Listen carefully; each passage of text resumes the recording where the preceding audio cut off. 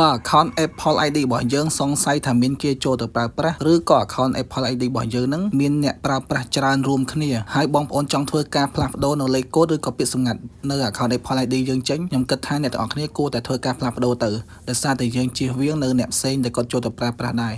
អញ្ចឹងដើម្បីយើងអាចផ្លាស់ប្ដូរបានគឺងាយស្រួលទេបងប្អូនទស្សនាវីដេអូនេះពីដើមដល់ចប់ទៅសួស្តីស្វាគមន៍មកកាន់ Re Mobile Tech នៅទីនេះគឺយើងមានកលឹះតទៅនឹង iPhone Android កម្មវិធី FAI ផ្សេងៗជាច្រើនទៀតសង្ឃឹមថាបងប្អូនចូលចិត្តមាតិកាបែបហ្នឹងកុំភ្លេចចុច like និង subscribe ម្នាក់មួយផងឥឡូវគឺយើងចូលទៅកាន់វីដេអូរបស់យើងដើម្បីយើងធ្វើការផ្លាស់ប្ដូរលេខកូដក៏ដូចជាលេខសម្ងាត់ Apple ID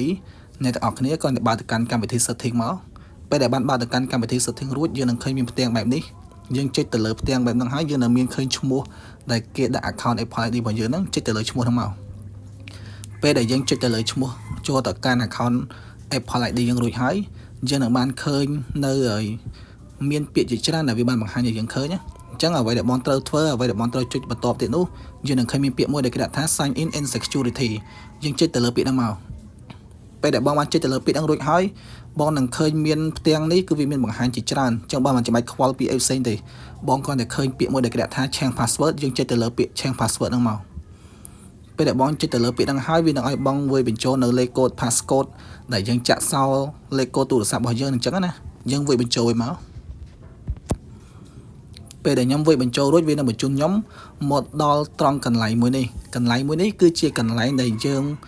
ដាក់នៅលេខកូដថ្មីទៅលើ account Apple ID របស់យើងអញ្ចឹងសម្រាប់លេខកូដយើងគួរតែដាក់លេខកូដណាដែលហៅថាលេខកូដវារៀងពិបាកឬមួយក៏វាមិនសូវជាស្រួលពេកដូចជាលេខទូរស័ព្ទអីហ្នឹងគឺវាអត់ឲ្យយើងដាក់ទេឲ្យយើងដាក់លេខកូដណាដែលថាមានអក្សរតូចអក្សរធំមានសញ្ញាត្រង់ជ្រូកឬក៏មានសញ្ញាអីចឹងទៅផ្កាយមានអីបន្ថែមបន្ថយចឹងណាហើយយើងត្រូវតែចាំផងប្រយ័ត្នតែផ្លេចគឺចប់ហើយអញ្ចឹងខ្ញុំសូមធ្វើការដាក់ឧទាហរណ៍ឲ្យអ្នកទាំងអស់គ្នាមើលសិនអូខេឥឡូវបន្ទាប់ពីខ្ញុំបញ្ចូលរួចគឺយើងនឹងឃើញមានហើយ password របស់ខ្ញុំគឺខ្ញុំមានដាក់អក្សរក៏ដូចជាអក្សរតូចអក្សរធំនិងមានលេខមានហើយជាមួយនឹងសញ្ញាត្រង់ជ្រូកសញ្ញាអីចឹងណាដើម្បីឲ្យលេខកូដរបស់យើងវាមានគេហៅថា security មានសុវត្ថិភាពខ្ពស់អញ្ចឹងនៅពេលដែលបងដាក់នៅខាងលើនិងខាងក្រោមដូចគ្នារួចរាល់ហើយបងគ្រាន់តែចុចពាក្យ continue ទៅបានន័យថាលេខកូដរបស់យើងក៏ដូចជា password របស់យើងគឺយើងបានធ្វើការផ្លាស់ប្ដូរបានដោយជោគជ័យអញ្ចឹងគឺថាការផ្លាស់ប្ដូរលេខសម្ងាត់គឺវាមានតែប៉ុណ្្នឹងទេ